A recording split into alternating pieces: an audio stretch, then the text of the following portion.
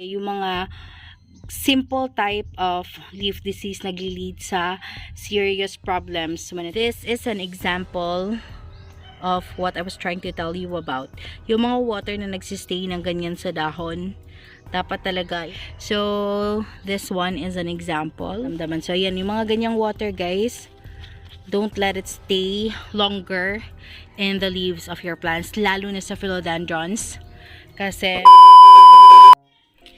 hey guys, welcome back to another PLANTZILLA video. For today's vlog, finally the sky partially cleared up because this past few days, ulan lang po ng ulan, and according to the NDRRMC, we were under red rainfall alert yata yun. Tapos, that's the reason why we weren't able to do vlogging kasi baha talaga dito. As you can see, even that area na inanuhan ng mangga, guys, punong-puno ng tubig yan. So, we weren't able to film any videos here, but I'll be able to show you some plants that were really affected dun sa mga overwatering issues, because overwatering doesn't really happen just because you always water your plants and they don't need that much water anymore. Pero overwatering also happens when it rains and it doesn't seem to stop, tapos basang-basa palagi yung plants nyo. So, papakita ko lang sa inyo, there are a lot of plants here that have been affected. Kasi nga ngayong panahon na to, we are still trying to save whatever we can kasi madami ding naapektuhan yung bagyo, and we'll be looking for a way na ma-save din namin sila. And of course, those plants that really needs repotting, really needs propagation, so we will focus on them before we can totally transform this garden into a new one, and we can rehabilitate a lot of plants that really needs rehabilitation. Tama ba yun? So ayan, eto, I'll start off with this black cardinal, guys. Ayan, look at the leaf, guys. Ayan, dahil palagi po yung pag-ulan, tapos lagi siyang nababasa, this is what had happened to the leaf. This isn't just a sign of sunburn, but also overwatering. Ganito talaga yung mga nangyayari, guys. Para siyang may paso, yung mga ganon, may mukha siyang blister sa dahon. I do not know if a lot of you have experienced this, pero isa to sa mga sign. And ganoon naman talaga kapag nagsistay longer yung water dun sa dahon. Kaya whenever we do misting, guys, konting-konti lang talaga. Since we were doing that before. Example na rin itong Philodendron white knight namin. Ayan. As you can see, merong part na nasira. So, also being affected by the heavy rains na sunod-sunod ilang araw na palaging umuulan, guys. As much as we do want to do vlogging every day, but the powers, syempre walang kuryente dito. We weren't able to charge our phone as much as we can, as much as possible. Kasi syempre limited yung resources, wala dito sa amin. Wala kaming generator, so we can't charge. Tapos mahina din yung signal dito sa area namin. Sobrang hina ng signal, guys. And even during dawn, hindi kami basta-bastang nakaka-connect even on Facebook. So, sobrang hirap talaga. Kaya, medyo limited yung mga videos na nagagawa namin. That's the reason why. Hala, look at this. Anyway, I'm just glad to tell you na na-found out ko yung isang uod na kumakain ng mga aglonemas namin. It's really the brown one. And tumatai sila ng parang paminta, pepper ba yung paminta, yung mga ganon. Tumatai sila ng ganon. So, I found it early this morning and I crushed it. I'm sorry to let you know. Hello! So, she's also here. Anyway, kakaano ko lang din ng mga nilabhan namin. So, andun sila.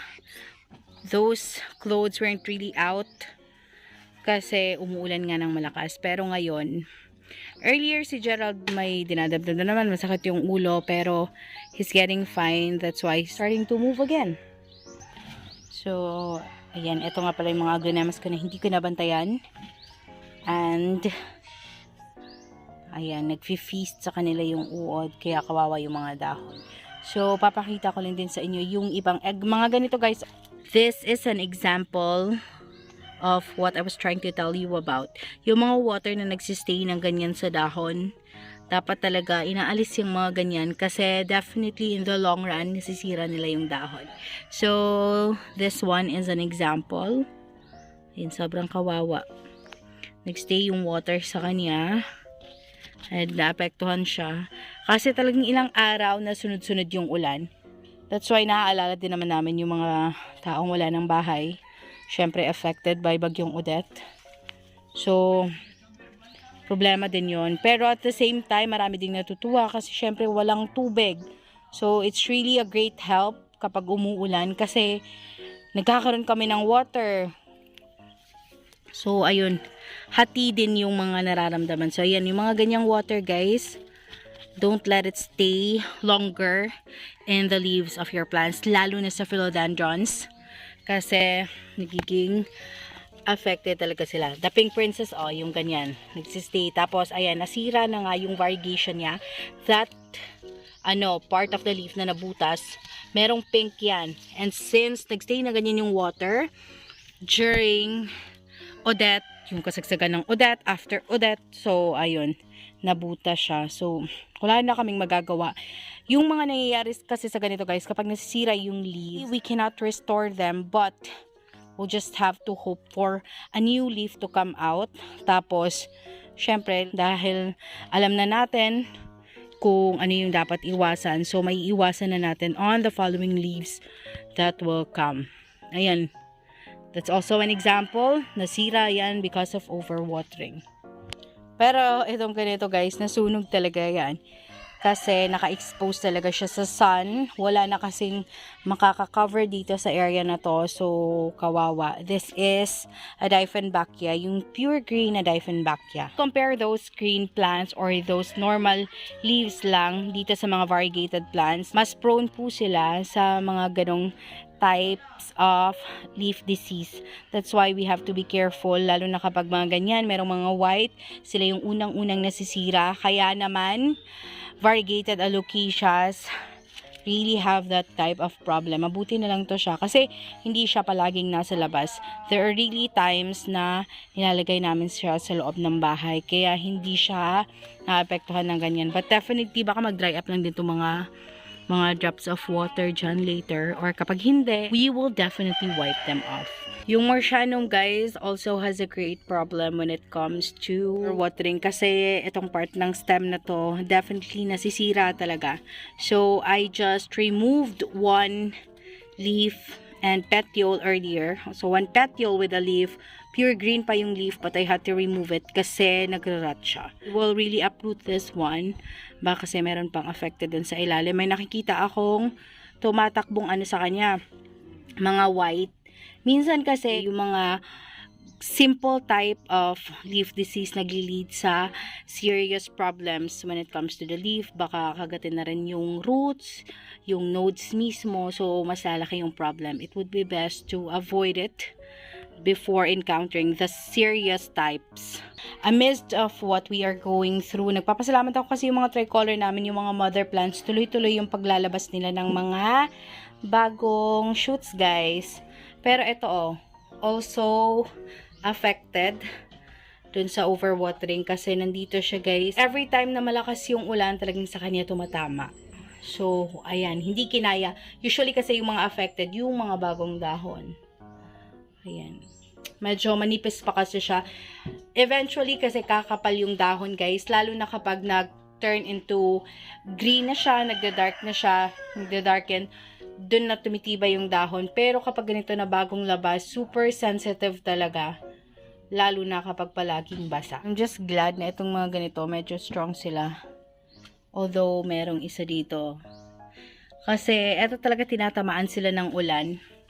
Okay din, good thing din na maayos yung potting media nila kasi even if napupuno talaga yung entire pot ng water every time na umuulan, lalo na sa sobrang lakas ng ulan, na mukha nang may dagat dito, ayan, nagda-dry up pa din.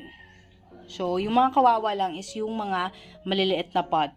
But, we did our best para ma-save din sila. So, whenever maulan din dyan sa area nyo, it would be best to take note of those steps that I have given earlier para maiwasan nyo din yung ganong problem before it's too late, before makapag-lead yun ng serious plant diseases. So, mas mabuti ng iwasan. Or if ever man na meron na kayong nababantayan, try nyo ding i-check guys. So, mas mabuti na kasi yung ma-prevent natin kesa gagamutin na natin kasi nagkasakit na yung plant. So, that's definitely what we are trying to do today. Chine-check namin yung mga plants and hopefully we will be able to save a lot. And I'll be able to update to you guys kung ano na yung nangyari sa kanila in the future. So, that's it for today. And I've been missing you. Thank you so much for making it till the end of this video. It has been Maria, the voice of PLANTZILLA BHL. Kapag hindi ka pa nakapag-subscribe, please do click the subscribe button, tap the bell icon beside it so you'll be notified pag may bago kaming video. See ya! Bye!